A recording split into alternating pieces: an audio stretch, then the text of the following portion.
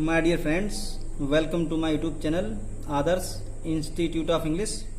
आज की वीडियो का हमारा टॉपिक रहेगा विलियम वर्ड्सवर्थ की एक most important famous poem the solitary reaper, जिसे कि कंपोज किया था विलियम वर्ड्सवर्थ ने, जो एक रोमांटिक पोइट थे ओल्ड जनरेशन के।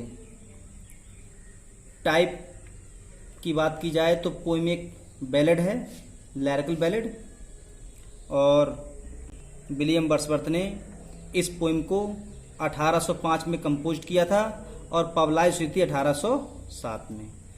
मतलब 1805 में इसे लिखा था उन्होंने। और कब लिखा था, मतलब एक बार वो सन 1803 में स्कॉटलैंड के लिए घूमने गए थे। उनके साथ में उनकी सिस्टर डोरोथी व उनके एक क्लोज फ्रेंड एस्ट्री कॉलरिज थे। तो वहाँ जब घूमने गए थे वो, तो वहीं से इस पोएम को लिखने का आइडिया उनके दिमाग में आया था। वो दिमाग में कैसे आया, कैसे उन्होंने सोचा इस पोएम को लिखने के बारे में, वो देखते हैं आगे। तो ये पोएम को कंपोज किया था 1805 में और ये पब्लाइज हुई थी 1807 में। और पब्लाइज हुई थी पोएम्स इन 2 वॉल्यूम्स, इसमें पब्लाइज हुई थी। और ये एक लिरिकल बैलाड है। और बात किया स्टेंजा की, तो पूरी पोएम में 4 स्टेंजास हैं और हर स्टेंजा में 8 लाइन्स हैं। तो 4 स्टेंजा हैं और 8 लाइन है, तो 8 चौक ये 32 सभी पोएम में लाइन्स हैं। और इसके मीटर की बात की जाए तो ये इयाम्बिक टेट्रामीटर में है। और इसकी राइम स्कीम इसकी हो जाएगी AB CC DD। इस तरह से 2 4 6 8 ये 8 लाइन्स एक स्टेंजा में हो जाएंगी। सोर्स इसका क्या है? विलियम वर्ड्सवर्थ, इनके एक फ्रेंड थे थॉमस विल्किंसन। इनकी एक फेमस बुक थी tours to the British mountains. उन्होंने ये पोएम लिखी थी और ये पब्लाइज हुई थी 1824 में। तो इस पोएम में एक सेंटेंस था, उसी सेंटेंस से विलियम वर्ड्सवर्थ को इस पोएम को लिखने का आइडिया उनके माइंड में आया था। तो ये इनके फ्रेंड थे। और ये तो हम डिस्कस कर ही चुके हैं कि विलियम वर्ड्सवर्थ स्कॉटलैंड 1803 में घूमने गए थे। उसी दौरान उनकी जो भेंट थी या उनकी मुलाकात थी सर वाल्टर स्कॉट से हुई थी। तो ये था थोड़ा पोएम के बारे में। बात की जाए पोएम के टाइटल के बारे में, तो पोएम का नाम है the solitary reaper. Solitary means एकांत, अकेली। रीप होता है काटना, रीपर काटने वाली, अकेले काटने वाली या अकेले ही फसल को काटने वाली। ये है इसका टाइटल। तो अब शुरू करते हैं पोएम। विलियम वर्ड्सवर्थ और उनकी सिस्टर डोरोथी और फ्रेंड एस्ट्री कॉलरिज थे। तो विलियम वर्ड्सवर्थ उन दोनों से कहते हैं कि बिहोल्ड हर, उसे देखिए, सिंगल, अकेली है, इन द फील्ड, खेत में। उस लड़की को देखिए जो कि खेत में अकेली है। इयोन सॉलिटरी हाईलैंड लास। इयोन वहां पर, सॉलिटरी एकांत, हाईलैंड लास लड़की। वहां पर एकांत में एक हाईलैंड लड़की है। था क्या, विलियम वर्ड्सवर्थ ये कहना चाहते हैं कि एक बार वह और उनकी बहन और उनके फ्रेंड कॉलरिज और डोरोथी वहां से गुजर रहे थे। तो उन्होंने एक फील्ड में लड़की को देखा। वो लड़की अकेले ही खेत में अपनी फसल को काट रही थी, अकेले ही उनके बंडल गट्ठर बांध रही थी और गीत गा रही थी। तो उसी के बारे में पोइट ने इस पोएम कंपोज किया है। तो पोइट कहता है कि बिहोल्डर, उसे देखिए, वो खेत में अकेली है। इयोन सॉलिटरी हाईलैंड लास, वहां पर वह एकांत हाईलैंड लड़की है। Reaping and singing by herself, reaping काटते हुए, एंड सिंगिंग गाते हुए, बाय हरसेल्फ अकेले। अकेले ही वह लड़की फसल को काट रही है और अकेले ही गीत को गुनगुना रही है। स्टॉप हियर और जेंटली पास। स्टॉप हियर, यहीं रुक जाओ, और जेंटली, या बड़े आराम से सज्जनता से पास गुजरो। या तो यहीं पर रुक जाओ, मतलब या तो हमें यहीं रुक जाना चाहिए या हमें उस लड़की के पास से धीरे धीरे गुजरना चाहिए।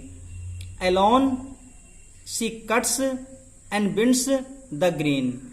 एलोन, अकेले, शी कट्स, वह काटती है, एंड बिंड्स, बांधती है, द ग्रेन, अनाज के लिए।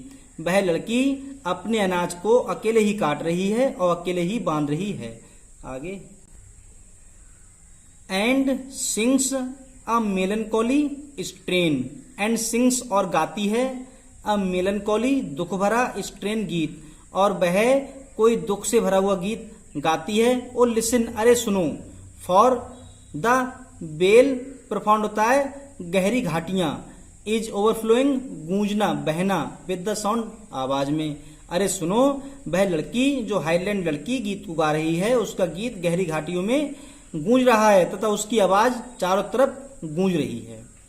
तो इसमें क्या बोला पोइट ने कहा, पोइट कहता है अपने फ्रेंड कॉलरिस से, अपनी सिस्टर से कि उसे देखो, वह अकेले फील्ड में है, वह एकांत लड़की है, वह अकेले ही अपनी फसल को काट रही है और गट्ठर बांध रही है। या तो उसके पास रुक जाओ या बड़ी सज्जनता से वहां से गुजर जाओ ताकि उसे पता न चले, और वह अकेले ही अपनी फसल को काट रही है और बांध रही है, और वह कोई दुख भरा गीत गा रही है। अरे उसके गीत को सुनो, उसका गीत इतना प्यारा इतना मीठा है कि गहरी घाटियों में उसका गीत गूंज रहा है। ये थी इसकी फर्स्ट स्टेंजा। देखते हैं नेक्स्ट स्टेंजा।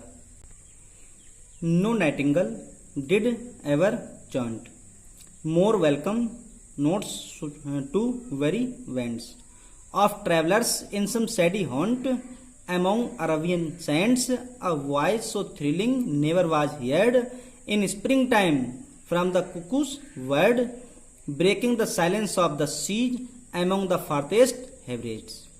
No नहीं, नाइटिंगल बुलबुल, डिड एवर कभी चंट गाना, आज तक किसी भी बुलबुल ने इतने मधुर गीत को नहीं गाया होगा।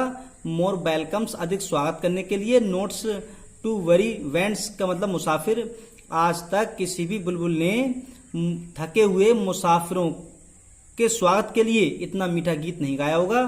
ऑफ ट्रेवलर्स यात्री, इन सम सैडी हॉन्ट बे यात्री छाया में बैठ जाते हैं।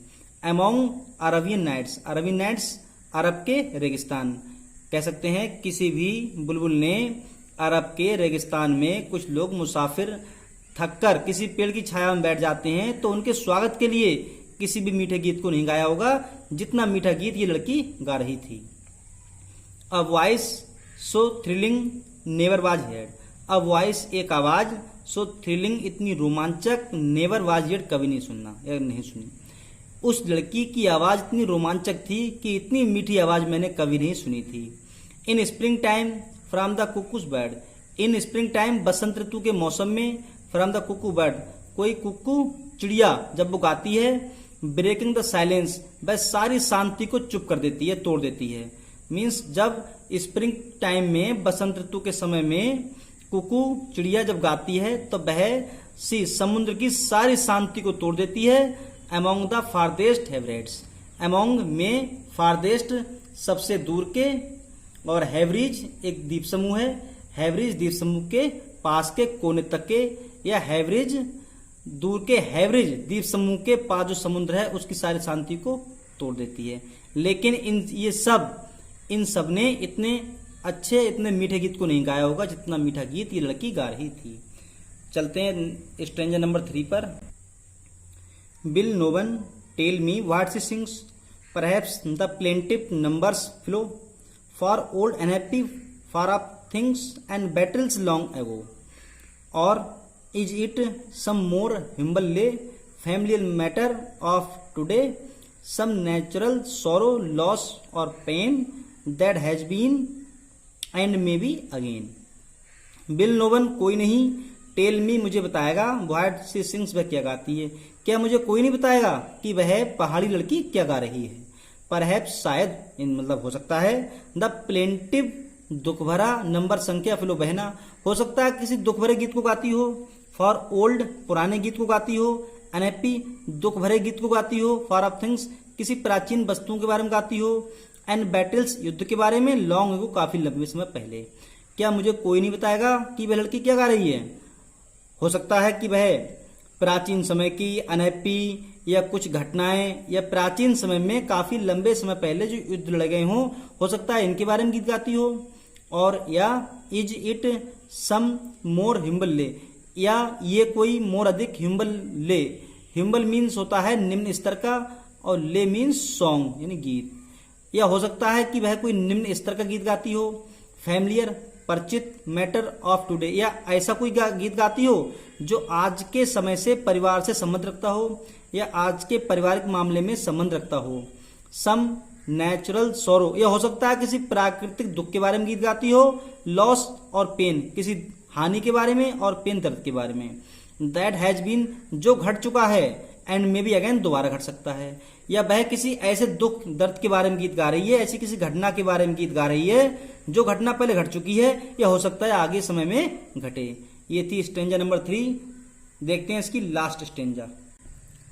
वाट ever the theme the maiden sang, as if her song could have no ending. I saw her singing at her work, and over the sickle bending. I listened motionless and still, as I mounted up the hill, the music in my heart I bore, long after it was heard no more. Whatever, जो भी, the theme, विषय, the maiden, कुंवारी लड़की, संग गाती हो। वह लड़की जो भी गीत गाती हो या उस लड़की के गीत का विषय चाहे जो भी हो, एज इफ, मानो कि, हर सॉन्ग, उसका गीत, कुड हैव नो एंडिंग, अंत ना हो। और मुझे ऐसा लगा जब वह गीत गा रही थी मानो कि उसके गीत का कभी अंत नहीं होगा। आई सा, मैंने देखा, हर सिंगिंग, उसे गाते हुए, एड, हर वर्क, कार्य करते समय। मैंने देखा कि वह लड़की काम करते जा रही थी और काम करते करते अपने गीत को गाती जा रही थी। And over the sickle bending, और हंसिए को झुकाकर चला रही थी। आई लिस्नेड मोशनलेस एंड स्टिल, आई लिस्नेड, मैंने सुना, मोशनलेस, गतिहीन होकर, एंड स्टिल, शांत, मैंने गतिहीन और चुपचाप शांत खड़े होकर उसके गीत को सुना। एंड एज, जैसे ही, आई माउंटेड, मैं चढ़ा, अप द हिल, पहाड़ी पर, और जैसे ही मैं एक पहाड़ी पर चढ़ा, the music in my heart, मेरे हृदय में उसका संगीत था। आई बोर, सहन कर लेना, चढ़ जाना, तो मेरे हृदय में उसके संगीत ने प्रवेश कर दिया। लॉन्ग आफ्टर, काफी लंबे समय के बाद में, इट वॉज हियर्ड नो मोर, इसे नहीं सुना गया। मतलब उस कुंवारी लड़की के गीत की, जो पहाड़ी लड़की थी, उसके गीत का विषय क्या था, विषय चाहे जो भी रहा हो, और मानो कि उसका गीत ऐसा लगा इसका कभी अंत ना हो। मैंने देखा कि वह लड़की गीत गा रही थी और अपने कार्य में व्यस्त थी और अपने हंसिए से फसल को काट रही थी। मैंने चुपचाप शांतिपूर्वक उसके गीत को सुना, और जैसे ही मैं पहाड़ी पर चढ़ता चला गया तो उसका गीत मेरी स्मृति में बैठ गया। या कह सकते हैं जब मैं पहाड़ी पर ऊपर चल रहा था तो उस गीत की लहरें मेरे हृदय में गूंज रही थी। वह गीत बहुत दिनों बाद मेरी स्मृति में जागृत हो गया, और अब भी पोइट का कहना है कि अब भी उस लड़की के गीत को वह अपने मस्तिष्क में, अपने हृदय महसूस करता है। तो माय डियर फ्रेंड्स, ये थी poem the solitary reaper, composed by William Wordsworth. Thanks for watching.